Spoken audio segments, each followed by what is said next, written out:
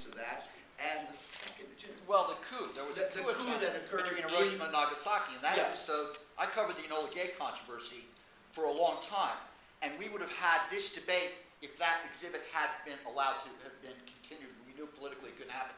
We would have had a long time ago to continue the war. But I just wonder, you know, we could push back on that for a million years, and that's great. We're going to do it with this film. There was a faction.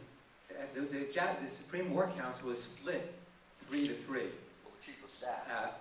The Japanese Supreme War Council was split 3-3, and which is why Emperor Hirohito had to intervene to break the split. Anami and Umezu wanted to fight on to the end. They were not going to surrender. They thought 100 million should die together. However, the point Jonathan was making, the Japanese strategy for getting better surrender terms was based on a couple things. One was their Ketsugo strategy, their military strategy, and that called for welcoming an American invasion so they could inflict as much damage as they could on the American invaders and get better surrender terms that way.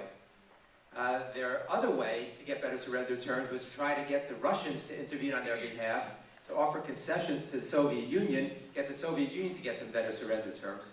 When the Soviets invaded, it's important to understand, the Soviet invasion undermined both of those strategies. It meant now they couldn't get the Soviets to mediate and get better surrender terms, and they couldn't, and militarily, their military strategy was now totally bankrupt also. So the leadership understood at that point, most of the leaders, some wanted to fight to the end, and they were fanatics, yeah. There was a faction there. They did try to stage a coup. The coup was defeated easily. It was not a serious coup. It was mostly junior officers who were involved in it. And it was Anami and Umezu who actually put it down. And then Anami goes and commits suicide, as they knew he would. So yes, there was still a lot of opposition to even surrender at that point.